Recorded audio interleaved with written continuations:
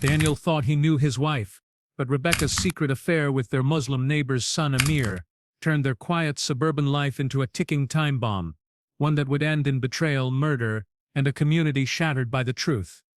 Rebecca had once been vibrant and affectionate, but over time her warmth toward Daniel cooled. She grew distracted, often staring at her phone with a faint smile or stepping outside to make calls when she thought no one was looking. Daniel tried to push aside the unease gnawing at him. He told himself she was just stressed, or maybe caught up in trivial things, but the small signs multiplied. She began staying out late with excuses that didn't add up, claiming to visit friends or run errands that stretched longer than they should. Even when she was home, she seemed miles away, her mind elsewhere, her heart no longer in the life they had built together. The unease turned into suspicion when Daniel caught sight of her outside one evening. The sun had just set, and the streetlights were flickering to life. Rebecca stood near the driveway, speaking softly with Amir, the Muslim neighbor's son who lived a few houses down. Amir was younger, handsome, and often helpful around the neighborhood, carrying groceries for the elderly or mowing his father's lawn. His presence had always been welcome, his charm harmless, or so everyone thought, but what Daniel saw that night unsettled him. Rebecca leaned in closer than necessary, her body angled toward Amir in a way Daniel recognized too well. It wasn't the casual posture of neighbors talking. It was the closeness of two people with something to hide. From that moment, Daniel's world shifted. He could no longer ignore the late-night phone checks or the excuses about errands. Every smile Rebecca gave Amir, every glance exchanged across the street, began to feel like a knife twisting deeper into his chest. He wondered how long it had been going on, how many lies she had told him, how many times he had been blind while the truth unfolded right in front of him. His once secure home began to feel like a stage where he was the fool, and everyone else was watching the act. The betrayal festered in his mind until it became impossible to think about anything else. He found himself watching Rebecca more closely, noticing the way her mood seemed lighter after she returned from errands or when Amir was nearby. Daniel began paying attention to details he had once overlooked, like the quick clearing of text notifications on her phone or the way she brushed off his questions about where she had been. He even noticed her perfume lingering in the car at odd hours, a scent that told stories her lips refused to confess. Daniel's quiet suburb, once a place of comfort, now felt tainted. The sidewalks where children played seemed darker. The friendly waves from neighbors seemed hollow. He couldn't shake the thought that behind those drawn curtains whispers might already be spreading about Rebecca and Amir. Whether anyone else suspected or not, Daniel's own certainty grew heavier each day. He felt trapped in a performance, pretending to be the husband while his wife drifted further into secrecy. The most painful part was the way Rebecca seemed revitalized. She carried herself with an energy Daniel hadn't seen in years, as if she had rediscovered something he could no longer give her. That glow, so subtle yet undeniable, deepened his sense of humiliation. It was not just about love or loyalty anymore. It was about pride. Daniel felt stripped of his dignity, reduced to a man who slept under the same roof as a wife whose heart belonged elsewhere. Every night, as Daniel lay awake, he replayed the images in his mind. Rebecca's lowered voice, Amir's attentive gaze, their closeness under the streetlight. He could feel the tension tightening around him like a noose. He tried to convince himself to confront her, to demand the truth, but fear held him back. What if she admitted everything? What if she confirmed his worst suspicions and shattered the remnants of the life they had shared? The uncertainty was almost worse than the truth, and yet he knew the truth was already there, whether he admitted it aloud or not. As weeks passed, Daniel's quiet observations turned into something more deliberate. He became the watcher in his own home, the man who lingered in doorways and peered through windows at odd hours. He studied Rebecca the way a detective studies a suspect, waiting for the moment when the lie could no longer be denied. And beneath his calm exterior, a storm was building. The life he had once considered safe was unraveling thread by thread, and he had no idea how far he would go once it finally snapped. Daniel's suspicions were no longer whispers in the back of his mind. They had become the pulse of his every waking hour. The man who once trusted his wife with blind certainty now found himself cataloging her every movement, measuring each unexplained minute, every changed expression, every shadow of a smile. He had to know for sure, and knowing meant proof. Proof meant watching, waiting, and documenting in silence until the hidden truth exposed itself completely. It began with her phone. Rebecca had always been guarded with it, but now she treated it like an extension of her own skin. It never left her side, and when it did, she locked it quickly as if guarding secrets too fragile to risk a second of exposure. One morning, while she showered, Daniel seized the chance. His hands trembled as he picked up her phone, knowing the passcode she had never changed. At first there was nothing unusual: texts from friends, reminders for errands, a grocery list. But then he saw a contact saved under a false name. The messages beneath it sent his stomach twisting. They weren't long conversations, just enough to reveal intimacy that went beyond friendship: compliments, private jokes, promises to meet, and beneath it all, the unmistakable undercurrent of passion. Daniel scrolled in silence, his eyes burning. There it was. Confirmation that his fears had never been paranoia. His wife wasn't drifting away because of stress or routine boredom. She had tethered herself to another man. Worse, that man was Amir, the neighbor's son who lived only a few doors away, a constant presence in their daily life.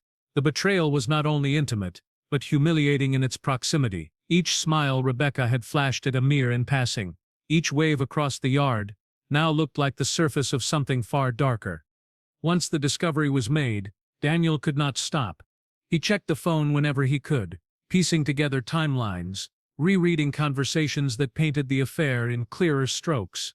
The texts hinted at meetings that led her late nights. References to places nearby revealed that the encounters weren't far at all. Sometimes it was just down the street, sometimes in Amir's car, sometimes in corners of town Daniel had never thought to question. Each revelation dug the knife deeper.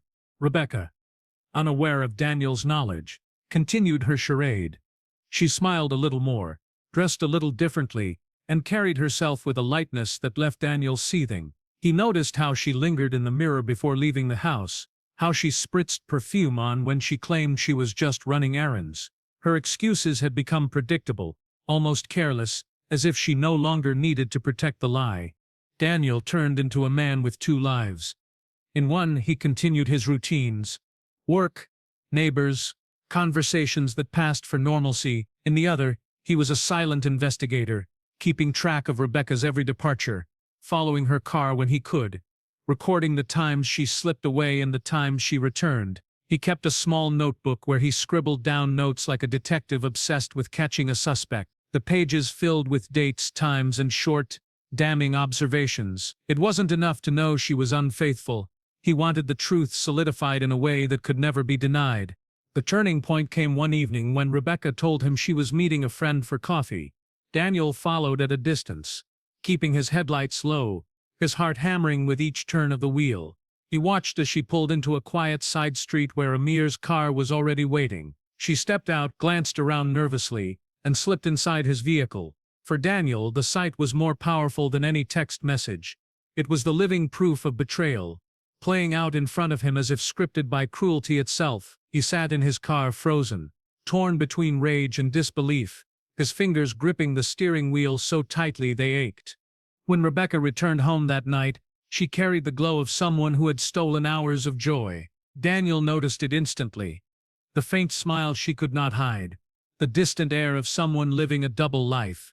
It enraged him, but it also deepened his silence. He no longer wanted confrontation. He wanted control. She believed her secret was safe, but Daniel had taken that illusion from her the moment he opened her phone. Days passed, and Daniel's obsession sharpened. He no longer sought closure.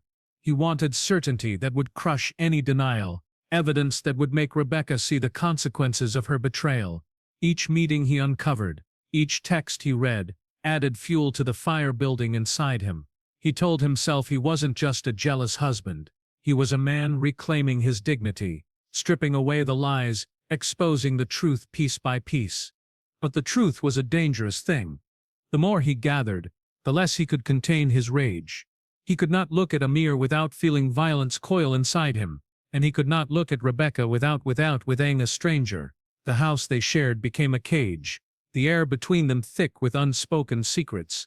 Daniel knew the path he was on had no simple end. Proof had given him clarity, but it had also ignited something darker, a need for resolution that no words, no confrontation, and no quiet retreat could ever satisfy. The weight of what Daniel carried inside him grew heavier by the day, pressing against his chest like a stone he could no longer move. Nights became unbearable, each hour stretched into long, torturous silences, where his mind replayed every image of Rebecca with Amir, the stolen smiles, the secret meetings, the words he had read on her phone. They became ghosts that haunted him. Sleep came in broken fragments, leaving him restless, and when morning arrived he rose with red eyes and a heart filled with fire. The anger he tried to contain began seeping into every part of his life. At work he snapped at colleagues for small mistakes. At home he drifted between forced calm and sudden bursts of cold distance that Rebecca noticed, but never questioned too deeply. She was too consumed with her own secrets to realize that Daniel's silence was not ignorance, but preparation. He was no longer the husband who suspected. He was the husband who knew, and knowledge had transformed him into something she did not recognize. It was a warm evening when the breaking point came. Rebecca told him she was stepping out again, another flimsy excuse about seeing a friend. Daniel watched her leave, his heart pounding with the certainty that she was meeting Amir. Instead of staying behind, he followed her once more, driving slowly, keeping just enough distance to remain unseen. His grip on the steering wheel was tight, his jaw clenched as he watched her car weave through familiar streets and finally park near the edge of town. There, waiting in the shadows, was Amir. Daniel stayed in the dark, hidden just far enough to watch. He saw his wife step out of her car, her movements filled with eagerness she never showed him anymore. She walked quickly, almost nervously, until she reached Amir, and then her body relaxed as she fell into his embrace. The sight was like a knife twisting inside Daniel's chest. It was one thing to imagine betrayal, another to read it in messages, but to see it with his own eyes unfolding so openly broke something deep inside him. His thoughts turned violent in that moment. The rage he had suppressed for weeks surged forward, drowning out reason. He pictured confronting them both, imagined dragging Rebecca away, imagined striking Amir until the smugness in his smile disappeared forever. But he held back, his breath shallow, his hands trembling on the steering wheel. He wasn't ready, not yet. Rage demanded action, but Daniel's obsession demanded something more deliberate, something final. The following days passed in a haze. Daniel withdrew into himself, but inside his mind, plans formed with frightening clarity. He began thinking less about evidence and exposure and more about resolution. The opportunity came sooner than he expected. Amir was alone one evening, walking near the edge of the neighborhood. Daniel approached him under the pretense of wanting to talk, masking his fury beneath a thin layer of calm. Amir, unsuspecting and perhaps too arrogant, agreed without hesitation. What followed was not seen by anyone. It unfolded in silence, away from houses, away from eyes that could bear witness. When it was over, Amir would never return home again. Daniel drove back that night with his heart racing, his body trembling from what he had done. The act itself felt surreal, as if he had been watching someone else's hands carry it out, yet the evidence clung to him in the form of dirt on his clothes and the metallic tang of sweat on his skin. He sat in his car for a long time before stepping inside his house, forcing his face into an expression of calm before Rebecca returned. Inside, the home felt different. The walls seemed to close in tighter, the air heavier, but Rebecca noticed nothing beyond his usual silence. She went about her routines, unaware that the man she shared a roof with had just crossed an irreversible line. Amir's absence would soon echo through her life, through the neighborhood, through the family that would search for him. But for Daniel, the silence was not relief. It was the beginning of a storm that no amount of lies could contain. The rage that had driven him was momentarily quiet, but the weight of what he had done pressed on him in new ways. He told himself he had solved the problem, erased the humiliation, ended the betrayal. Yet beneath that fragile reasoning, a deeper truth gnawed at him. Secrets never stayed buried, and the act meant to silence whispers would soon create a roar louder than he could control. When Amir's family realized he had not returned home, panic set in quickly.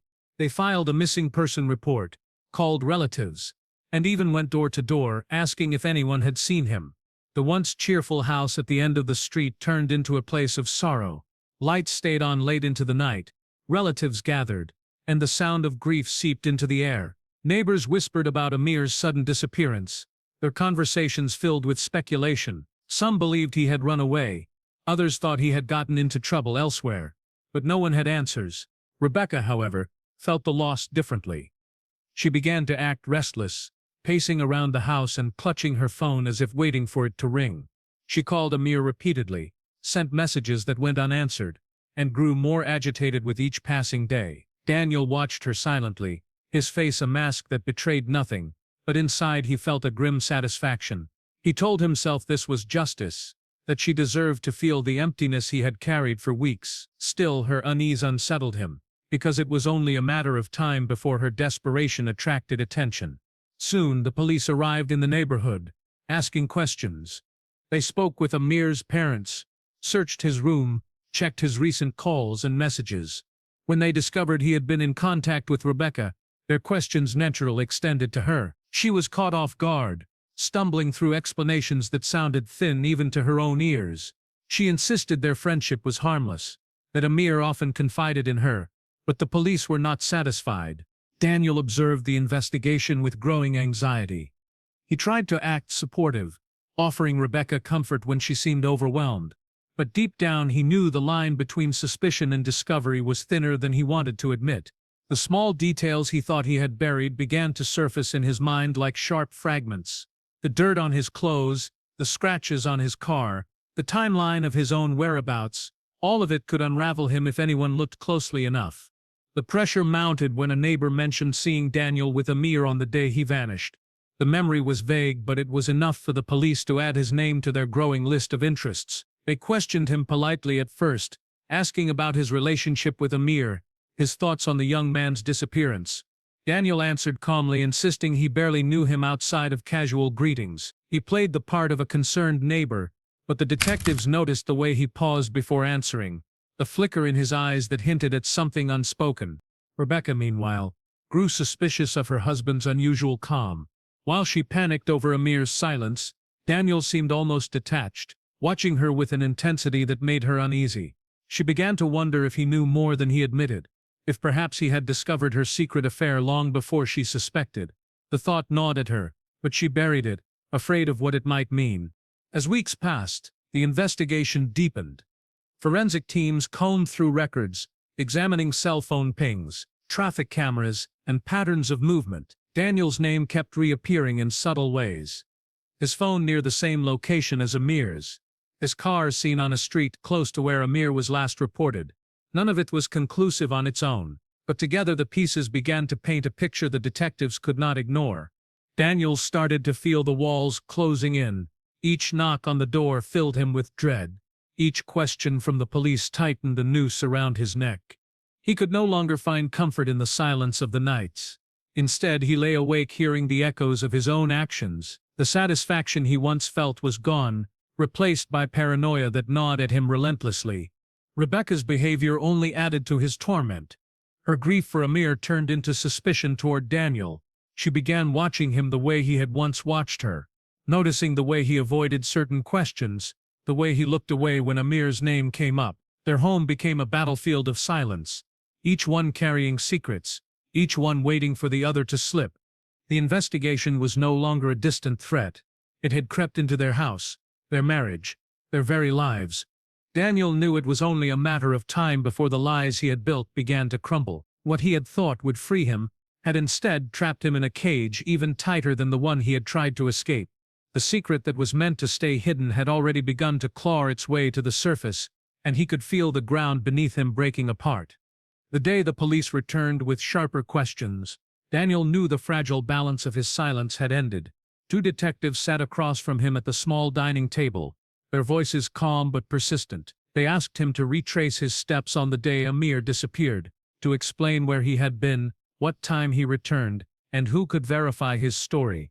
Each answer Daniel gave was shaky, his words sounding less like truth and more like rehearsed lines. The detectives exchanged quiet glances that told him they had already found the cracks. Evidence that once seemed invisible began to emerge. Cell phone records placed Daniel's device near the area Amir was last seen. A neighbor recalled spotting his car parked oddly on the edge of town that evening. though they could not remember exactly what time. Forensic teams even noticed traces of soil on his tires that matched the type found in a wooded area outside the neighborhood. None of it was definitive on its own, but together it drew a line that pointed directly to him. Rebecca, meanwhile, spiraled into her own storm of guilt and fear. She had tried to keep her affair hidden, but with Amir's sudden disappearance, every secret she had buried now surfaced in public view. The detectives questioned her repeatedly, asking about the nature of her relationship with Amir. She avoided direct admissions, but her hesitation, her trembling voice, and her inability to explain dozens of phone calls betrayed her.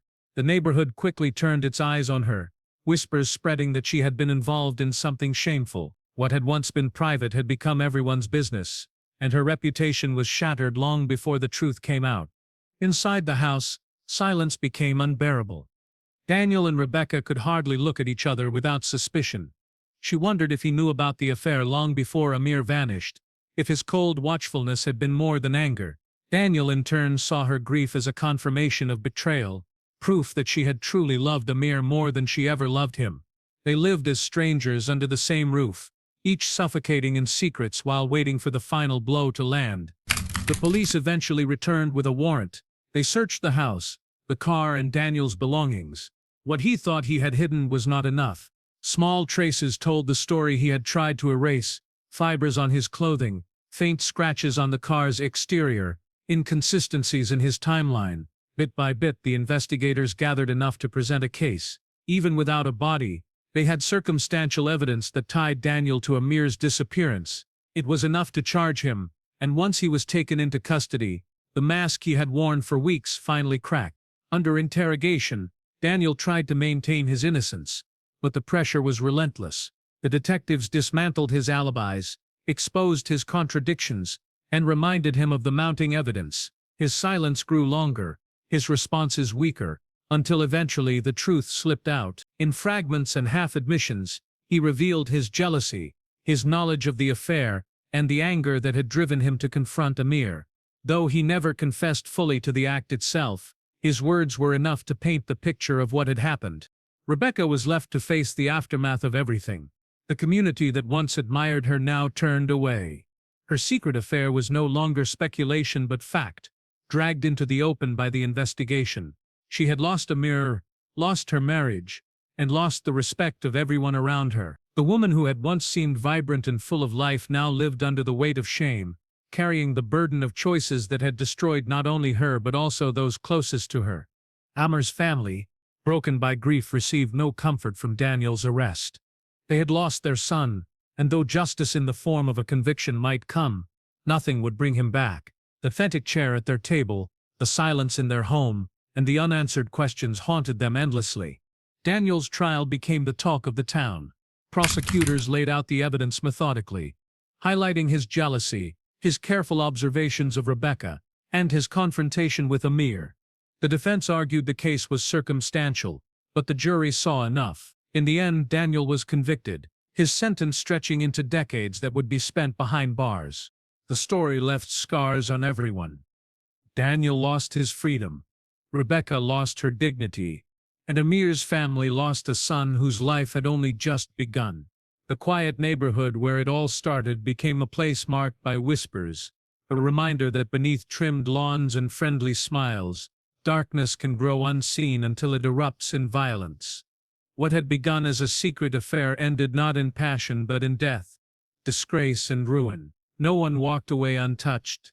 The betrayal, the rage, and the silence had destroyed everything, leaving behind nothing but shattered lives and a lesson carved in tragedy. Trust broken in secret can lead to consequences that no one can escape.